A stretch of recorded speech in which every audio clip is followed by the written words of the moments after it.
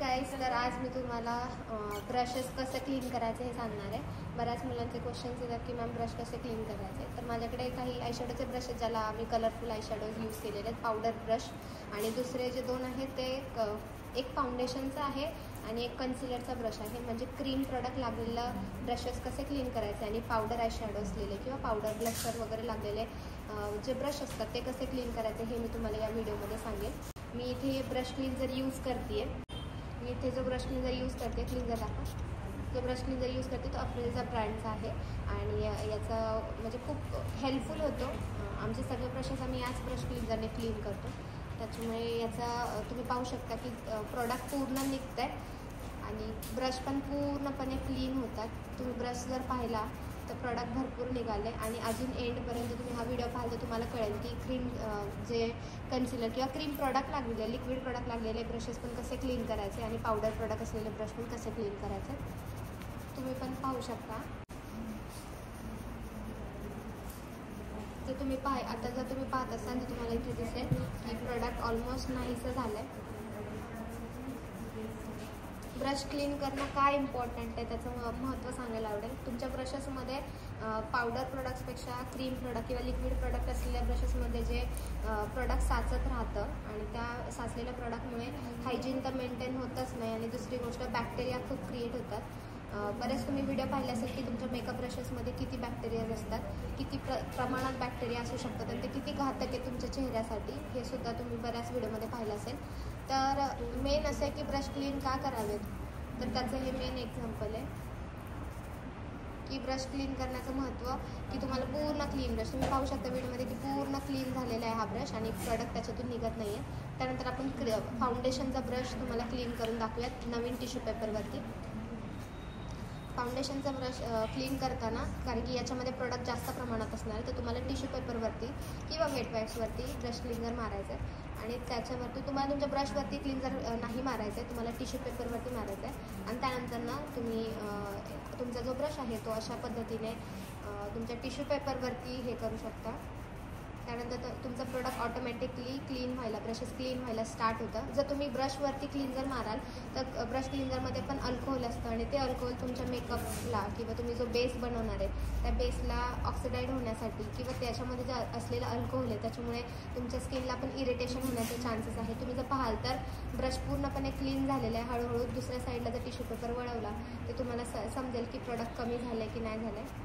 तर हे पहा अगदी ब्रशमधलं प्रोडक्ट क्लीन झालेलं आहे. अजून थोडासा ब्रश क्लीन जर तुम्ही यूज कराल तर जो काही पिगमेंट राहिला असेल प्रोडक्टचा तो सुद्धा पूर्णपणे क्लीन होऊन जाईल.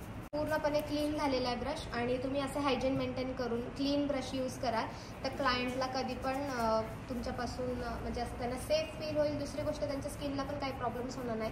एक टिप लक्षात ठेवा की तुम्हाला ऑर्डरच्या आदल्या दिवशी ब्रश क्लीन करायचे.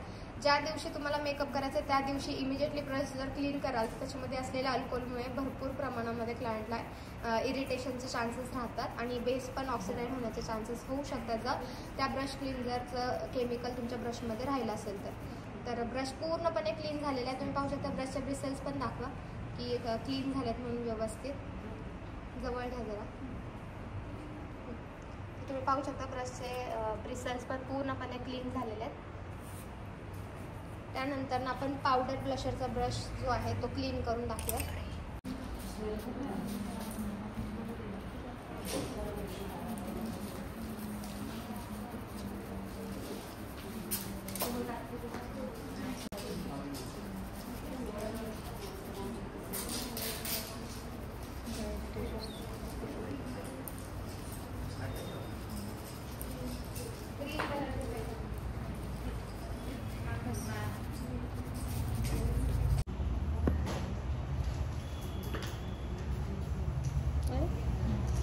बऱ्याच वेळेला असं होतं की तुम्ही ब्रश क्लीन केल्यानंतर तुमचे ब्रिसल्स थोडेसे ताणायची शक्यता असते, स्ट्रेच होण्याची शक्यता आहे.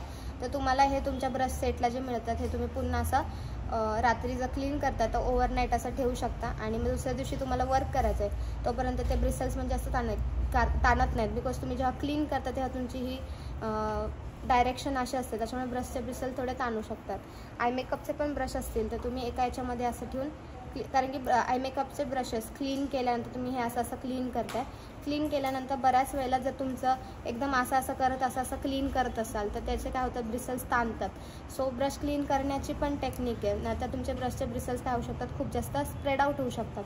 मग ते क्लीन करून झाल्यानंतर ना तुम्ही पुन्हा ह्याच्यामध्ये ठेवाल आणि ओव्हरनाईट पुन्हा हे असं ठेवून फ्लॅट असं ठेवाल तर तुमचा ब्रशचे ब्रिसल्सचे शेप प्रॉपर मेंटेन राहतील. आणि दुसरी गोष्ट, तुम्ही ब्रश जर वॉश करायला जाल तर वॉश करायला गेल्यानंतर ना जो इथून जिथे ब्रिसल्स कनेक्टेड आहेत तिथं जर जास्त पाण्याचा संपर्क येतो, जास्त वेळ तुम्ही असं डीप करताय तर ब्रशचे ब्रिसल्स जिथून लागले ते ग्ल्यू पाण्यामुळे थोडासा हे होऊन ब्रिसल्स गळायला सुरुवात होऊ शकते. त्याच्यामुळे वॉश करताना पण काही गोष्टींची काळजी घ्यायची, जसं की इथपर्यंत पाण्यात नाही डीप करायचं. एवढं डीप कराल तर ते गळून जाऊ शकतात. त्याच्यामुळे जेवढी गरज आहे, म्हणजे फक्त तुम्हाला हे वरचं क्लीन करायचं आहे ना तर ते हे करू शकता.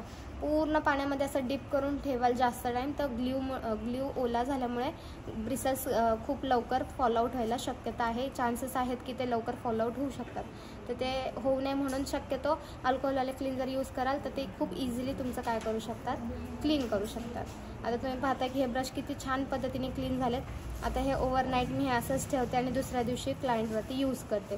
त्याच्यामुळे तुम्ही अशा पद्धतीने ब्रश क्लीन करू शकता आणि काही टिप्स अँड टेक्निक्स लक्षात ठेवून कराल तर तुमचे ब्रशेसची लाँग लाईफ राहू शकते आणि खूप टाईम तुम्ही यूज पण करू शकता. तुम्हाला जर हे ब्रश क्लीन करण्याची पद्धत आवडली असेल, टिप्स आवडले असतील तर नक्की लाईक करा आणि शेअर करा आणि कमेंट करून सांगायला विसरू नका की नेक्स्ट टिप तुम्हाला कशावरती हवी आहे.